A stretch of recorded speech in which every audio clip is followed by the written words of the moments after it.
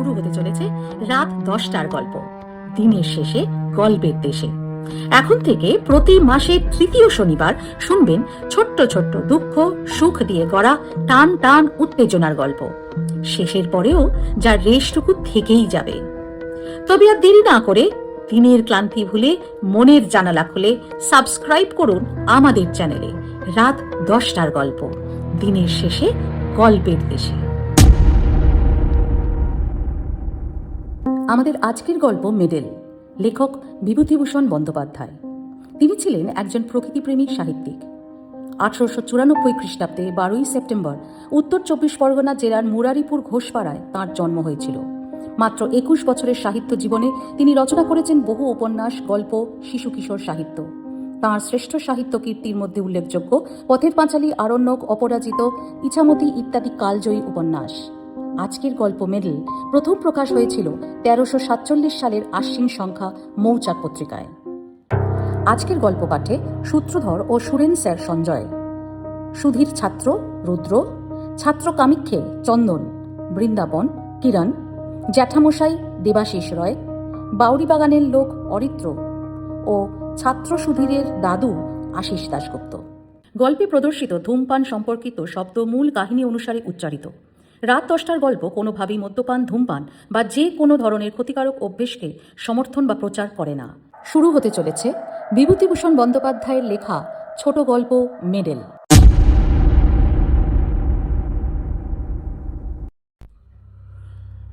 কয়েক বছর পূর্বে এই ঘটনা ঘটেছে, তাই এখন মাঝে মাঝে আমার মনে হয় ব্যাপারটা আগাগোড়া মিথ্যে। আমারই কোনো প্রকার শারীরিক অসুস্থতার দরুন হয়তো চোখে ভুল দেখে থাকবো বা ওরকম কিছু, কিন্তু আমার মন বলে তা নয়। ঘটনাটি মিথ্যে ও অবাস্তব বলে উড়িয়ে দেওয়ার কোনো কারণ ঘটেনি। আমার তখনকার অভিজ্ঞতাই সত্যি, এখন যা ভাবছি তাই মিথ্যে। ঘটনাটি খুলে বলা দরকার। প্রসঙ্গক্রমে গোড়াতেই বলে রাখি যে গত 10 বছরের মধ্যে আমার শরীরে কোনো রোগবালাই নেই। আমার মন বা মস্তিষ্ক সম্পূর্ণ সুস্থ আছে এবং যে সময়ের কথা বলছি এখন থেকে বছর 4 আগে সম্পূর্ণ সুস্থই ছিল। আমার স্কুল মাস্টারের জীবনে অত্যাশ্চর্য বা অবিশ্বাস্য ধরনের কখনো কিছু দেখিনি। অন্য 5 জন স্কুল মাস্টারের মতো অত্যন্ত সাধারণ ও একঘেয়ে রুটিন বাঁধা কর্তব্যের মধ্যে দিয়েই দিন কাটিয়ে চলেছি আজ বহু বছর। সে বছর বর্ষাকালে গরমের ছুটির কিছু পরে একদিন ক্লাসে পড়াচ্ছি। এমন সময় একটি ছেলে আরেকটি ছেলের সঙ্গে হাত কাড়াকাড়ি করে কি একটা কেড়ে নেওয়ার চেষ্টা করছে। আমার চোখে পড়ল। আমি ওদের দুজনকে অমনোযোগিতার জন্য ধমক দিতে অন্য ছেলেটি বলে উঠল, স্যার, কামিক্ষে সুধীরের মেডেল কেড়ে নিচ্ছে। মেডেল? কার মেডেল? কিসের মেডেল? সুধীর নামে ছেলেটি দাঁড়িয়ে উঠে বললে, আমার মেডেল স্যার। অন্য ছেলেটির দিকে তাকিয়ে বললুম, ওর মেডেল তুমি নিচ্ছিলে কামিক্ষে?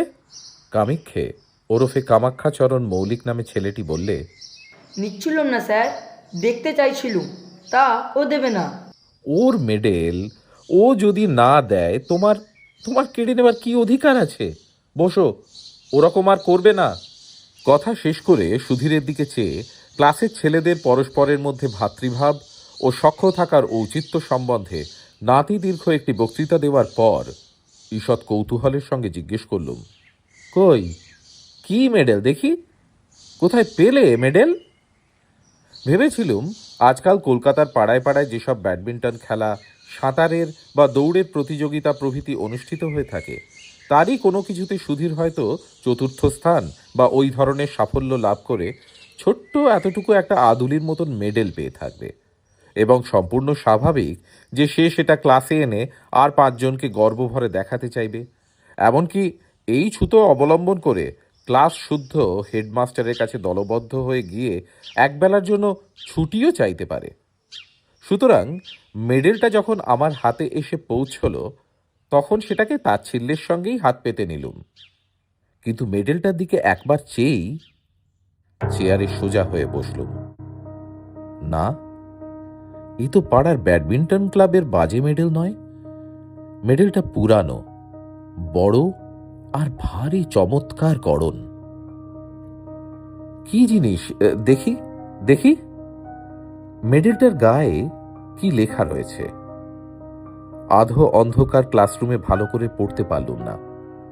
ওপিঠ উল্টে দেখি মহারানী ভিক্টোরিয়ার অল্প বয়সের মূর্তি খোদাই করা। পকেটে চশমা নেই, মনে হলো অফিস ঘরের টেবিলে ফেলে এসেছি। ইতিমধ্যে অনেকগুলি ছেলে ভিড় করেছে আমার চেয়ারের আশেপাশে মেডেল দেখবার জন্য।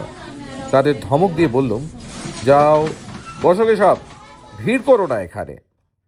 একটি ছেলেকে বললুম, কি লেখা আছে মেডেলের গায়ে পড়ো তো।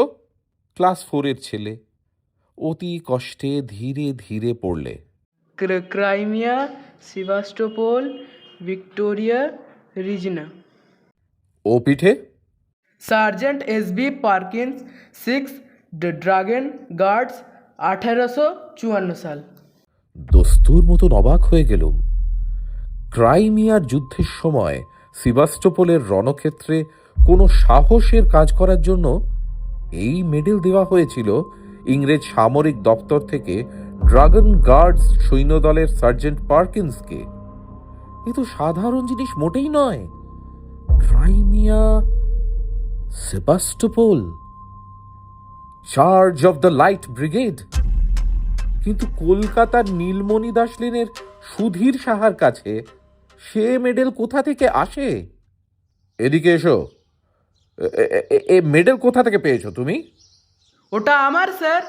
তোমার তো বুঝলুম, কিন্তু পেলে কোথায়? আমার দাদু দিয়েছে স্যার। তোমার দাদু? আচ্ছা, তা তিনি কোথায় পেয়েছিলেন তা জানো? হ্যাঁ স্যার জানি। আমার দাদুর বাবার কাছে এক সাহেব জমা রেখে গিয়েছিল। কিভাবে? আমাদের মদের দোকান ছিল কিনা স্যার, মদ খেয়ে টাকা কম পড়লে ওটা বাঁধা রেখে গিয়েছিল, আর নিয়ে যায়নি, দাদুর মুখে শুনেছি। হিসেব করে দেখলুম 86 বছর উত্তীর্ণ হয়ে গেছে সেই বছরটি থেকে, যে বছরে সার্জেন্ট পার্কিন্স, সে যেই হোক, এই মেডেলটি পান। তখন তার বয়স যদি 20 বছরও হয়ে থাকে, এখন তার বয়স হওয়া উচিত 106। সুতরাং সে মরে ভূত হয়ে গেছে কোন কালে।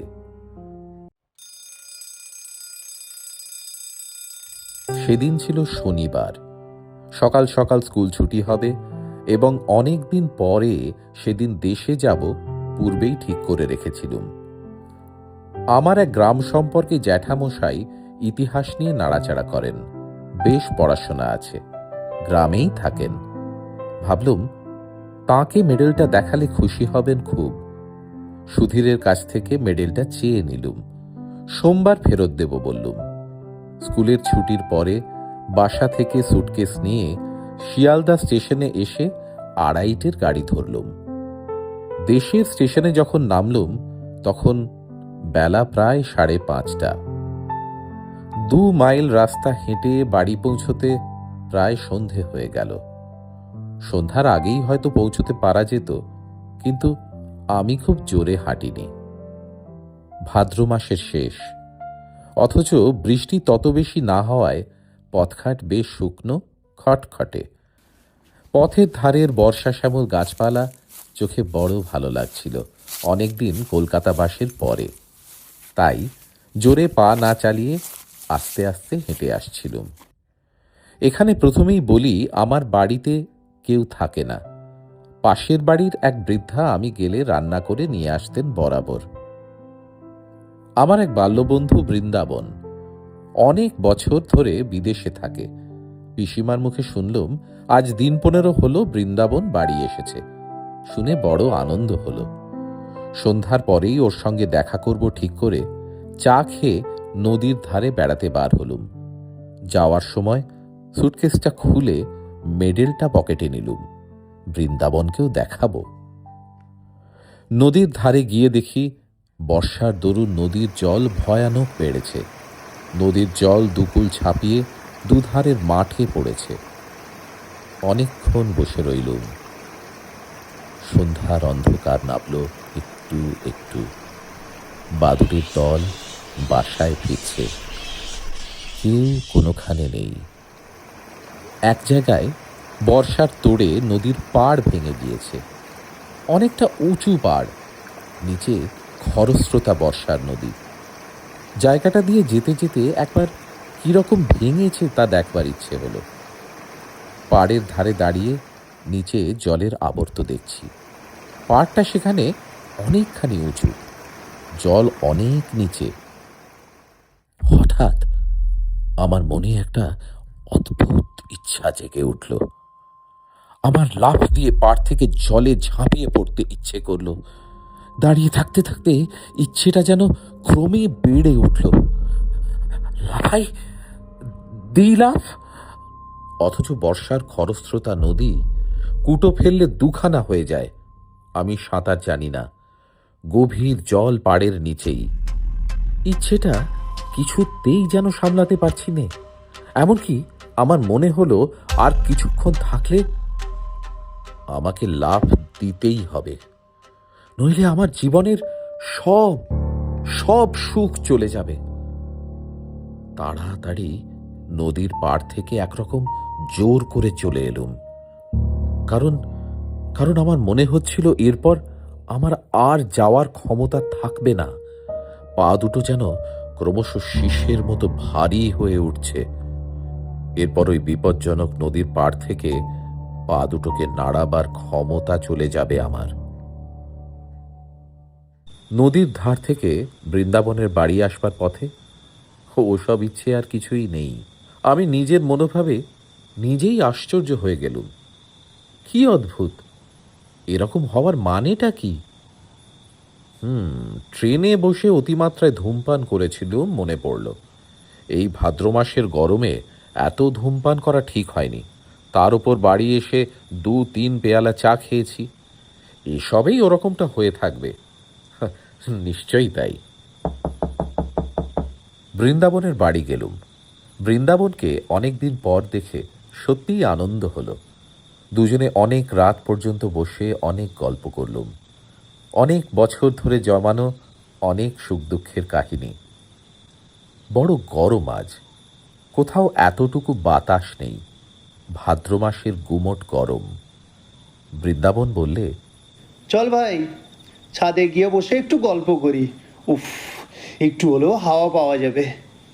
তুই আমাদের এখানে খেয়ে যাবি, মা বলে দিয়েছেন। তোদের বাড়িতেও খবর দেওয়া হয়েছে। দুজনে ছাদে উঠলুম। বাড়িটা দোতলা, ছাদের উপর একখানা মাত্র ঘর আছে। আমি জানতুম বৃন্দাবনের কাকা ওই ঘরটায় থাকেন। দোতলার ছাদে উঠে দেখলুম বাড়ির পিছন দিকটায় বাঁশের ভাড়া বাঁধা। বললুম, বাড়িতে রাজমিস্ত্রি খাটছে বুঝি বৃন্দাবন? হ্যাঁ ভাই, কাকার ঘরটা মেরামত হবে। উত্তর দিকে দেওয়ালটার গা থেকে নোনা ধরা ইটগুলো বার করা হচ্ছে। বৃন্দাবন দোতলার ঘরে ঢুকল। আমার কিন্তু মনে কেমন একটা অস্থির ভাব। খানিকক্ষণ ঘরের মধ্যে গল্প করে আমি একটু জল খেতে চাইলুম।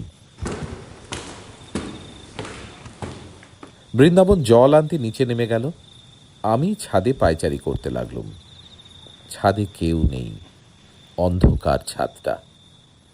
যেদিকটায় রাজমিস্ত্রিরা ভাড়া বেঁধে কাজ করছে, পায়চারি করতে করতে সেখানটায় গিয়ে দাঁড়িয়ে দেখছি। হঠাৎ আমার মনে হলো, ছাদ থেকে লাফিয়ে পড়ি না কেন? বেশ হবে, লাফ দেব। প্রায় দুর্দমনীয় ইচ্ছে হলো লাফ দেওয়ার। লাফ দেওয়াই ভালো, লাফ দিতেই হবে। দিই লাফ। এমন সময় বৃন্দাবন ছাদের উপর এসে বলল, আয় ঘরের মধ্যে, মা চা পাঠিয়ে দিচ্ছেন। ওখানে দাঁড়িয়ে কেন? আরও প্রায় আধ ঘন্টা কথা বলবার পরে নিচে থেকে চা ও খাবার এসে পৌঁছল। আমরা দুই বন্ধুতে অনেক রাত পর্যন্ত গল্পগুজব করলুম। তারপর বৃন্দাবন খাবার কতদূর জোগাড় হলো দেখতে নিচে চলে গেল।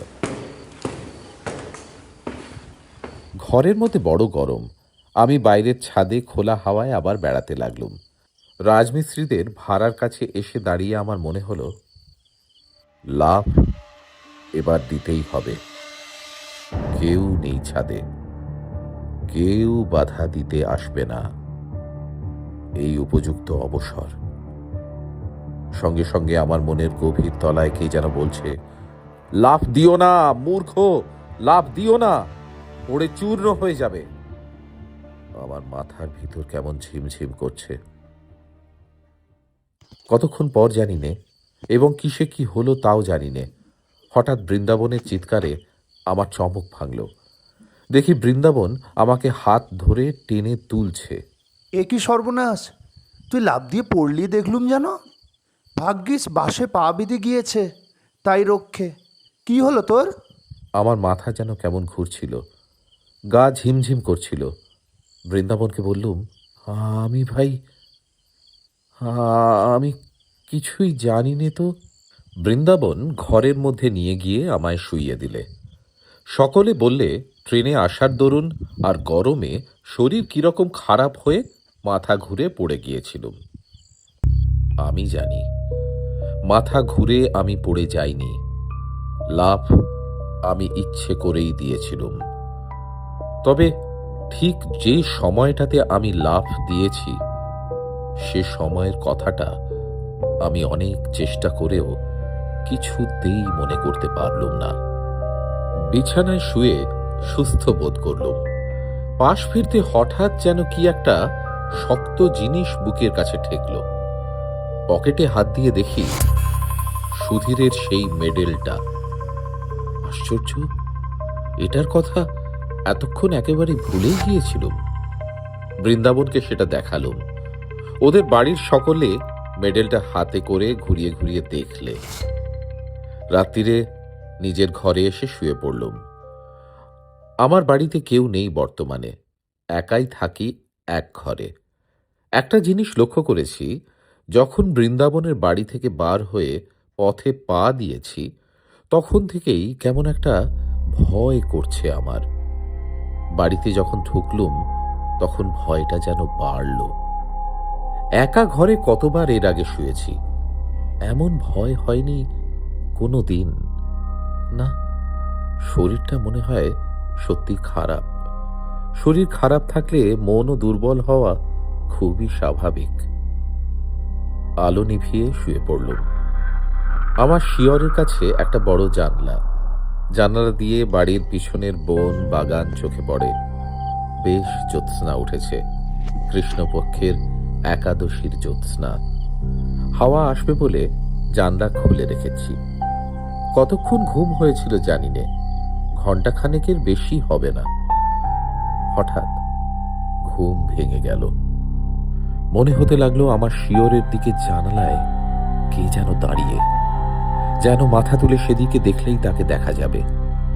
কথাটা মনে হওয়ার সঙ্গে সঙ্গে ভীষণ ভয় হলো, অথচ কিসের যে ভয় তাও জানি নে। এমন ভয় যে কিছুতেই শিয়রের জানলার দিকে তাকাতেই পারলুম না। চোখে না দেখলেও আমার বেশ মনে হলো জানলার কড়া দিয়ে দুটো হাত রেখে কে যেন দাঁড়িয়ে আছে। জ্বলন্ত চোখে সে আমার দিকে চেয়ে রয়েছে। আমি ওদিকে চাইলেই তাকে দেখতে পাবো। প্রাণপণে চোখ বুজে শুয়ে পড়লুম। কিছুতেই চাইব না। ঘুমোবার চেষ্টা করলুম, কিন্তু ঘরের মধ্যে কোথাও কি ইঁদুর পচেছে?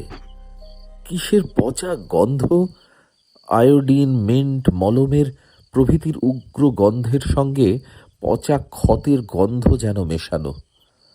এতকাল বাড়িতে থাকা নেই, যার ওপর বাড়িঘর পরিষ্কার রাখার ভার, সে কিছুই দেখাশোনা করে না, বোঝা গেল তা। কিন্তু কে যেন আমার মনের ভিতরে বলছে, চেয়ে দেখো, তোমার মাথার শিয়রে জানালার দিকে চেয়ে দেখো, দেখো না। ঘরের চারিধারে কিসের যেন একটা প্রভাব, কোনো অমঙ্গলজনক, হিংস্র, উগ্র, অশান্ত ধরনের ব্যাপার। ঠিক ঠিক বলে বোঝানো যায় না। আমি যেন ভয়ঙ্কর বিপদগ্রস্ত। সে এমন বিপদ যা আমাকে মরণের দোর পর্যন্ত পৌঁছে দিতে পারে। এমনকি সে দোরের চৌকাঠ পার করে অন্ধকার মৃত্যুপুরীর হিম শীতল নীরবতার মধ্যে ডুবিয়ে দিতে পারে। আমি চাইব না, কিছুতেই চাইব না শিয়রের জানলার দিকে। কিন্তু সে যে প্রভাবই হোক, আমার ঘরের মধ্যে দেওয়ালের এ পিঠে তার অধিকার নেই। বহুকাল ধরে আমাদের পূর্বপুরুষেরা বাস্তু শালুগ্রামের অর্চনা করে গেছেন এই ঘরে। এর মধ্যে কারো কিছু খাটবে না। আমার মনও এ কথাগুলি বারবার যেন বললে। অন্ধকার রাত্রে নির্জন ঘরে মন কত কথা কয়। জানলার ধারে কি যেন একটা শব্দ হলো, অদ্ভুত ধরনের শব্দ। কে যেন জানলার গরাদের ওপর টোকা দিয়ে আমার দৃষ্টি আকর্ষণ করতে চাইছে। একবার, দুবার, তিনবার। ভয়ে আমার বুক ঠিপ ঠিপ করতে লাগলো। কাউকে চিৎকার করে ডাকবো, একবার কি চেয়ে দেখবো জানলার দিকে জিনিসটা কি। হঠাৎ হঠাৎ আমার মনে পড়ল একটা ধাড়ি বেজি অনেক দিন থেকে বাইরের দেওয়ালে কড়িকাঠের খোলে বাসা বেঁধে আছে। আজ বিকেলেও দেখেছি সেটাকে একবার। জানলার উপরকার কাঠে সেটা পোকামাকড় বা জোনাকি ধরছে হয়তো। এ তারই শব্দ।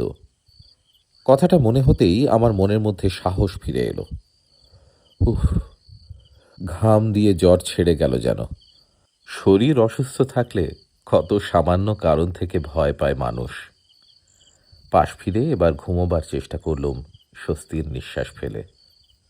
কিন্তু আমার এ ভাব বেশিক্ষণ স্থায়ী হলো না। এ ধারণা আমার মন থেকে কিছুতেই গেল না যে আজ রাতে আমি একা নই, আরো কেউ এখানে আছে। নিদ্রাহীন চোখে সে আমার উপর খর দৃষ্টি দিয়ে পাহারা রেখেছে। আমায় সে নিরাপদে বিশ্রাম করতে দেবে না আজ। বারবার ঘুম আসে, আবার তন্দ্রা ছুটে যায়। আমি জেগে উঠি, কিন্তু চোখ চাইতে বা বিছানার উপর উঠে বসতে সাহস পাই না। আর সেই শব্দটা মাঝে মাঝে জানলার গরাদের উপর হতে শুনি, খুব মৃদু করাঘাতের শব্দ। যেন শব্দটা বলছে, চেয়ে দেখো, পিছন ফিরে জানালার দিকে চেয়ে দেখো। ঘামে দেখি বিছানা ভেসে গিয়েছে। ভাদ্রের গুমোট গরম কিনা। দিনের আলো ফুটল। লোকজনের শব্দ কানে যেতে রাত্রের ভয়টা মন থেকে কোথায় চলে গেল। নিশ্চিন্ত মনে বেলা 9টা পর্যন্ত ঘুম দিলুম। তারপর উঠে চা খেয়ে পাড়ায় বেড়াতে বার হলুম। এই সময় একটা ঘটনা ঘটল। তখন আমি আর বিশেষের মূল্য দিইনি, কিন্তু পরে সব কথা মনে মনে আলোচনা করে দেখে সেটা ভারী আশ্চর্য মনে হয়েছিল। ওপাড়ার পথে আমার সেই জ্যাঠামশাইয়ের সঙ্গে দেখা। তাকে দেখাবার জন্য আমি মেডেলটা কাল রাত্রে সঙ্গে নিয়েই বেরিয়েছিলাম, কিন্তু বৃন্দাবনের বাড়িতে নিমন্ত্রণের জন্য তার সঙ্গে দেখা করতে পারিনি। আমাকে দেখে তিনি বললেন, এই যে সুরেন, ভালো আছো? কাল তুমি এসেছো দেখলুম, তখন অনেক রাত, তাই আর ডাকলুম না।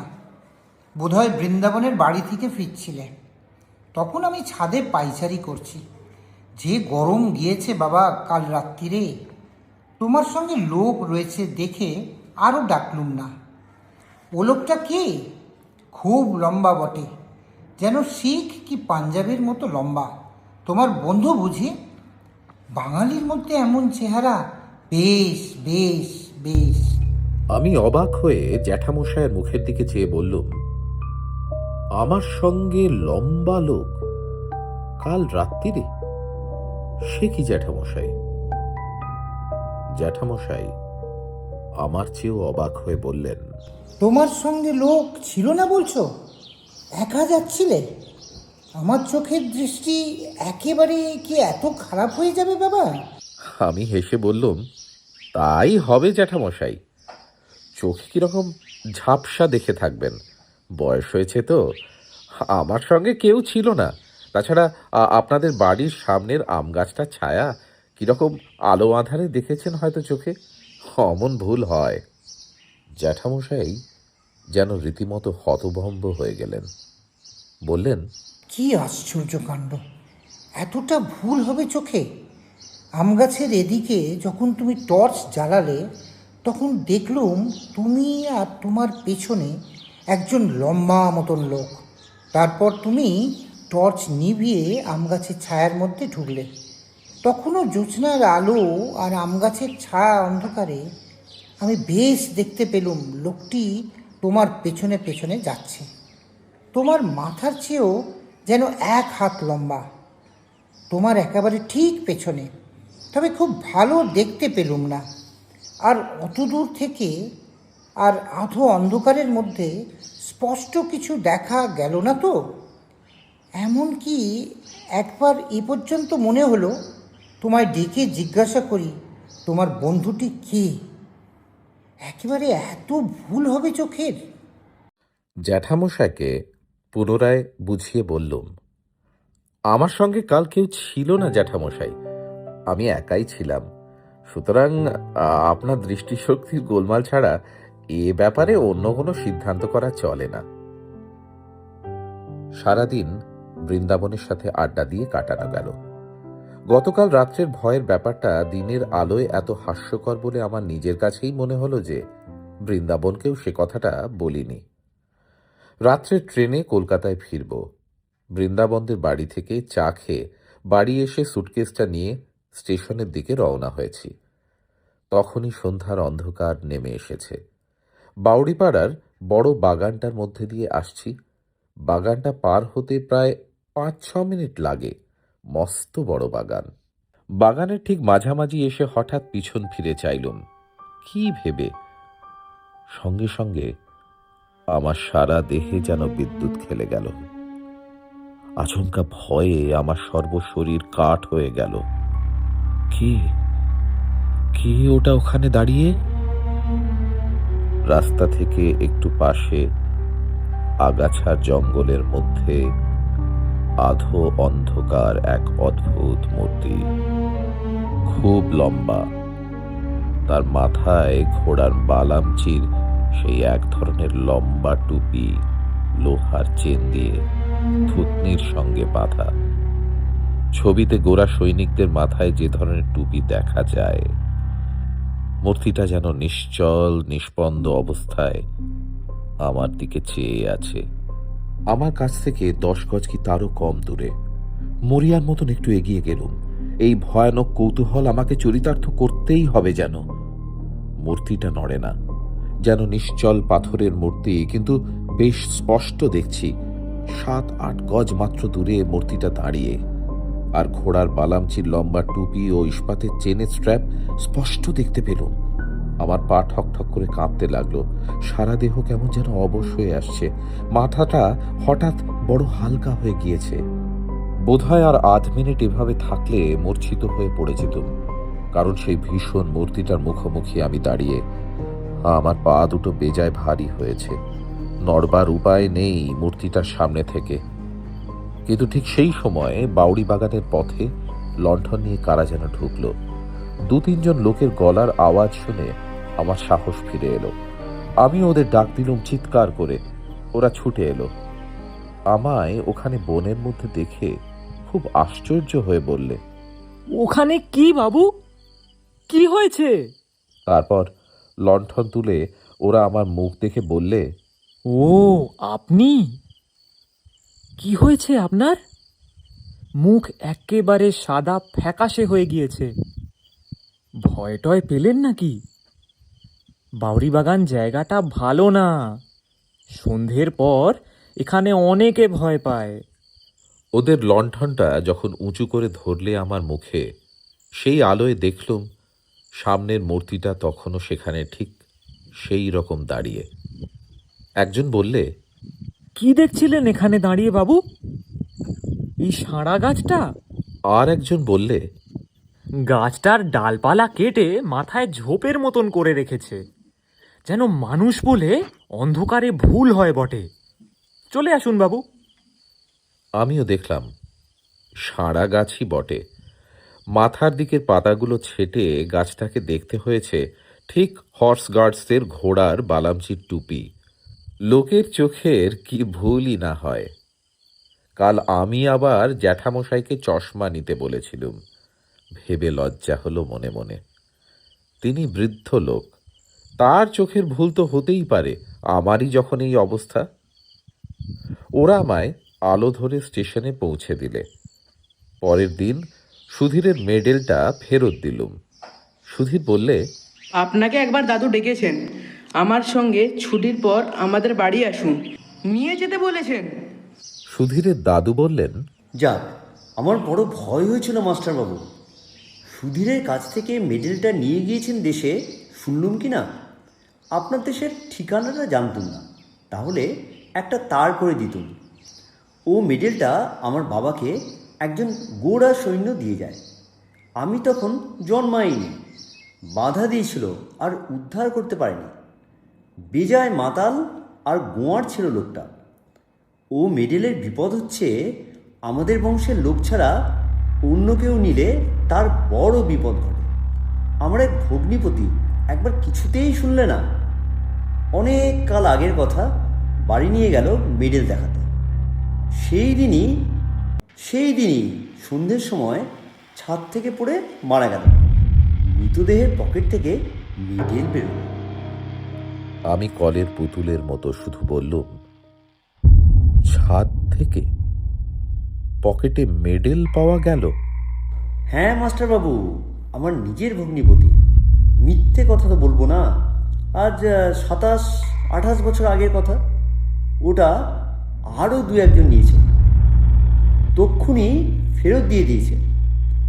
বলে রাত্রে ভয় পায়, গা ছমছম করে, কে যেন পেছনে ফলো করছে বলে মনে হয়। ও বাইরের লোকের সহ্য হয় না, প্রাণ পর্যন্ত বিপন্ন হয়। তাই ভাবছিলাম একটা তার করে দেব। একটা কথা বলা দরকার। মাসখানেক পরে আমি আবার দেশে যাই। বাউরি বাগানে ঢুকে যেখানে সে রাত্রে ভয় পেয়েছিলুম, সেদিকে চেয়ে দেখে সে সাড়া গাছটা কোথাও আমার চোখে পড়ল না। যে আম গাছটার ধারে সাড়া গাছটা দেখেছিলাম, সেখানে দিনমানে ভালো করে দেখেছি, কোথাও সে সাড়া গাছ নেই, বা গাছ কেটে দিলে যে গুঁড়িটা থাকবে তারও কোনো চিহ্ন নেই। কস্মিন কালে সেখানে একটা বড় সাড়া গাছ ছিল বলে মনেও হয় না জায়গাটা দেখে।